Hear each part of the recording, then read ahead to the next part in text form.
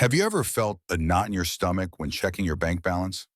Or noticed how a single purchase can lift your mood or crush it? That gut reaction isn't just about dollars and cents. It's about deep, unconscious forces rooted in your psyche.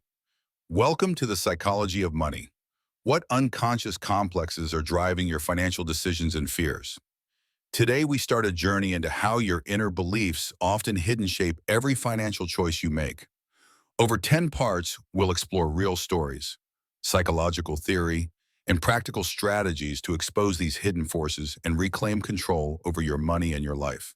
Money isn't just a tool, it's a mirror reflecting your deepest emotional scripts. From fear of scarcity to drive for worth, your unconscious programs can hijack your decisions every day. By shining light on them, you gain clarity and power. So stick around. This first segment will ground us in key concepts, real examples, and a peek into the unconscious mind at work. Your first encounter with money usually happens in childhood through small allowances or bigger family struggles. These early experiences leave powerful emotional imprints.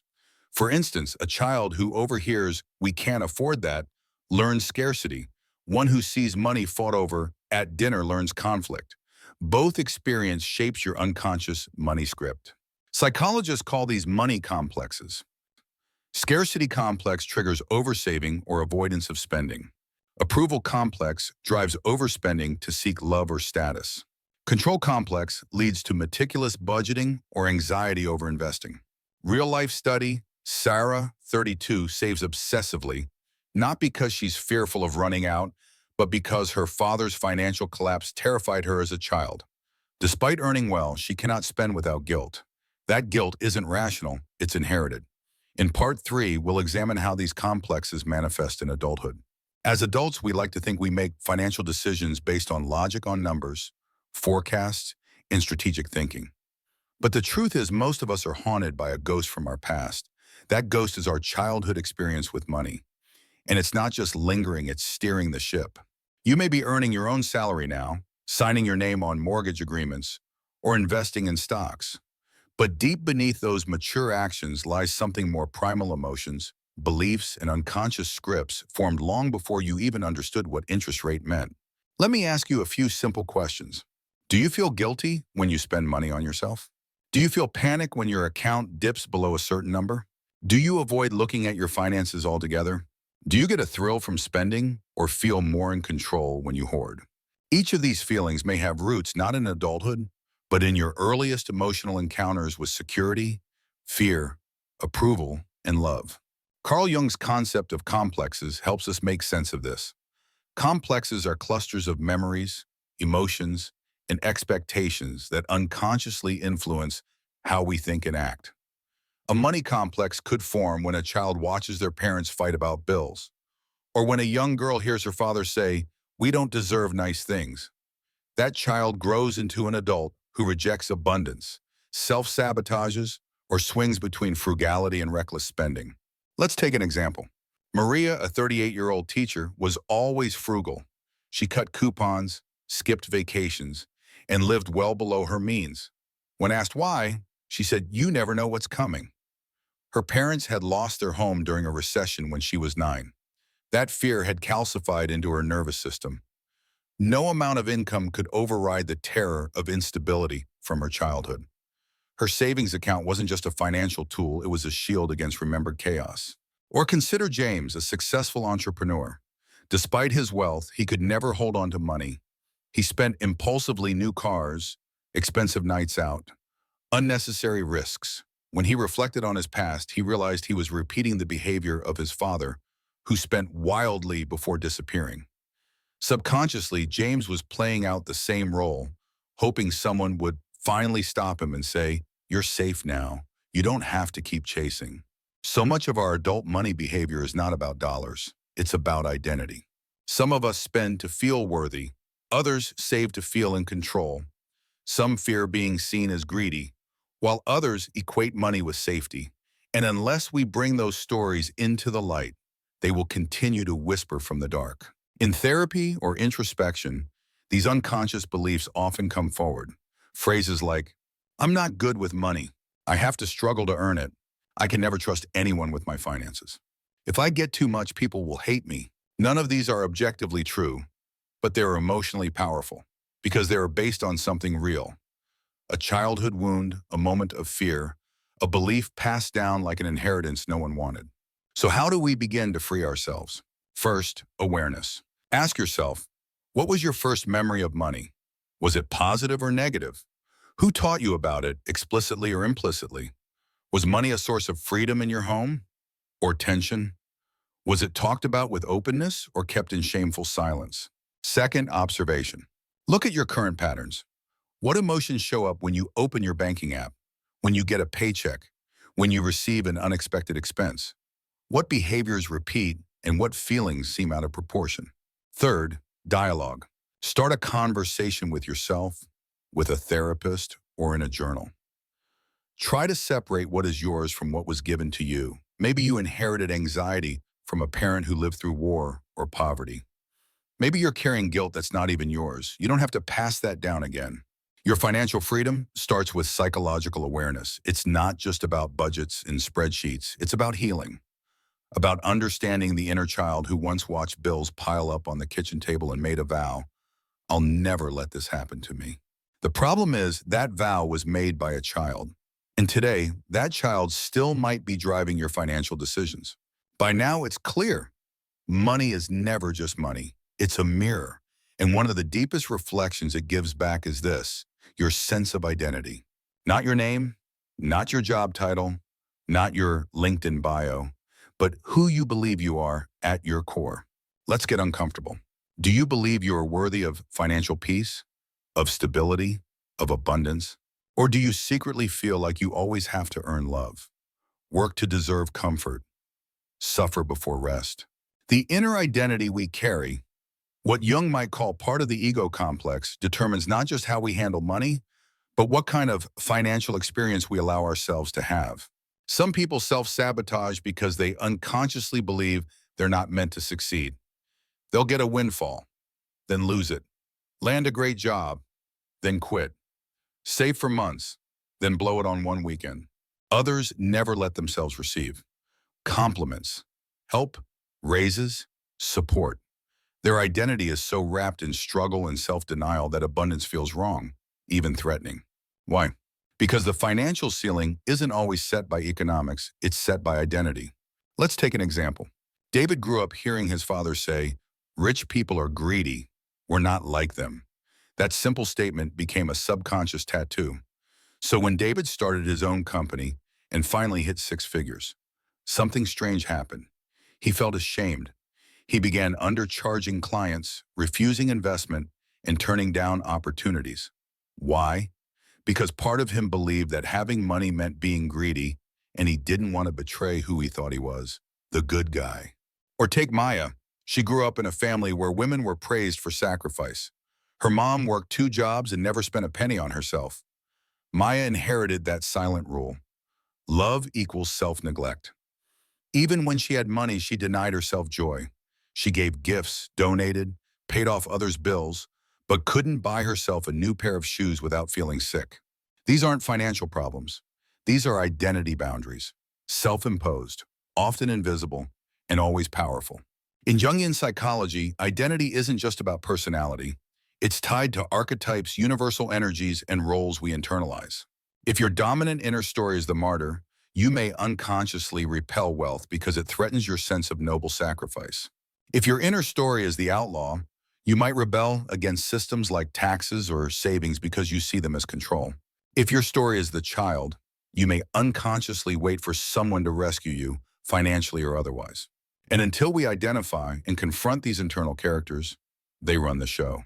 Here's the hard truth. Many of us are not afraid of being poor. We're afraid of being powerful, of what might change, who we might disappoint, what we might lose once we succeed. That fear keeps us in cycles. We build, then destroy. We save, then spend. We grow, then retreat. All to stay aligned with the person we think we're supposed to be. But here's the invitation. What if you changed that identity? What if you became the kind of person who sees money not as guilt or danger, but as a tool, a responsibility, a reflection of how much love and service you're willing to share? What if abundance wasn't about ego, but about alignment? You don't have to become someone else to be free with money. You have to remember who you were before the fear, before the family patterns, before the scarcity stories were etched into your bones. Jung taught that individuation, the process of becoming whole, involves integrating the parts of us we've exiled. That includes our potential, our permission, our power. In this part of the journey, we begin to shift the story from "I must prove my worth to receive money" to "I already contain worth and money simply follows that realization." Not because the universe owes you, but because you've stopped blocking what's been trying to reach you. Your unconscious isn't your enemy, it's your archive. Shame is one of the most invisible and most powerful forces shaping our relationship with money. It's not about what we have or don't have, it's about how we feel about what we have. Shame whispers, "You're not enough." Or worse, "You're too much." Some people feel shame for earning more than their family, others for earning too little. Some feel embarrassed to spend on joy. Others hide their wealth so they don't outshine someone they love. Money becomes a battlefield between your self-worth and your perceived value in the world. Why? Because shame is rooted in identity, and money being measurable becomes a mirror that reflects our wounds. If you were taught that success is selfish, you might fear being seen as greedy. If your family believes suffering is noble, you might punish yourself for having ease. If your caregivers shamed you for wanting more, you might now settle for less. Shame makes us shrink. We hide purchases, we undercharge, we don't negotiate. We give more than we can afford just to be liked. But shame loses its power when we name it. What if your money story isn't wrong, just incomplete? What if your discomfort with receiving isn't a flaw, but a message from an old wound waiting to heal? Healing financial shame isn't about overspending or fake confidence. It's about reclaiming the truth. Your worth is not tied to a number. Avoidance feels good until it doesn't. We avoid looking at our accounts. We delay hard conversations. We ignore reminders. Why? Because facing money often means facing ourselves. Carl Jung warned that what you resist persists. Financial anxiety doesn't disappear when we ignore it. It deepens, spreads, and becomes a background hum of dread. Avoidance is rooted in fear. Fear of shame, judgment, failure, or truth. But the longer we avoid, the more power that fear has over us. The act of naming the numbers, tracking the patterns isn't just financial hygiene, it's emotional maturity. You don't need to have all the answers, but you need to face the question. And often the anxiety we carry is not about what's in our wallet, but what's in our mind. Scarcity is more than a financial condition, it's a psychological lens. It tells us there's never enough. You're always behind, someone else has to lose for you to win. But often, scarcity is a legacy. It's passed down through stories, fears, and emotional memory. Even people with enough can feel the ache of not enoughness. Wait, why? Because scarcity isn't about quantity, it's about belief. It makes us hoard, it makes us chase, it makes us compete. Scarcity says, don't rest, don't trust, don't grow. But abundance starts when we shift lenses, when we move from fear to faith, from lack to enoughness. It's not about ignoring reality. It's about refusing to be ruled by inherited fear. Every belief about money you've held was written by someone. Your parents, society, your past, trauma, culture, fear. But here's the truth. You can pick up the pen now. You can rewrite the story. From "I'm not good with money" to "I'm learning to lead my finances." From "money is stressful" to "money is a teacher." From "I always mess up" to "I am growing." This isn't toxic positivity, it's liberation. You can build a new financial identity, one choice at a time. Start small, pay attention, speak differently, save something, even a symbol. In rewriting your money story, you're not chasing wealth, you're claiming authorship. Wealth doesn't start in your bank, it starts in your belief. You can learn every strategy, hack every algorithm, but if you don't believe you're worthy, you'll reject what's already yours. Self-worth is the inner vault. It tells you what to allow, what to keep, what to pursue. Without it, you'll undercharge, overspend, or settle. But when you begin to value you, your world shifts. You make decisions from peace, not panic. You say no without guilt. You receive without apology. Wealth becomes not what you chase, but what you reflect. You've traveled far through memory, emotion, and shadow. You've questioned the stories you were told and the ones you've told yourself. You've examined shame, scarcity, identity, and self-worth. And now here you stand on the edge of transformation. This is the part where you stop consuming ideas and start embodying truth. So let's be clear. The healed financial self is not just a concept, it's a practice, a posture, a way of showing up daily, even when your old patterns try to drag you back. It's waking up and choosing clarity over chaos. It's checking your bank balance, not with dread, but with curiosity. It's spending from intention, not impulse. It's saying, I deserve support, and actually receiving it. It's saving not from fear of lack, but from love for future freedom. It's no longer waiting for the right time, the right person, the perfect mood. It's becoming the person your younger self was hoping would arrive. And some days you'll still feel scared. That's okay. Scared doesn't mean you're broken. It means you're awake. You now understand that money is not just currency. It's energy. It's belief. It's alignment. It reflects your self-concept, yes, but now you get to design that concept with intention. You get to say, I am someone who takes care of money. I am someone who allows abundance. I am someone who sets boundaries and builds bridges. And here's the most powerful truth of all. You don't need to be rich to be free. Freedom starts with ownership. Ownership of your past, your pain, your potential.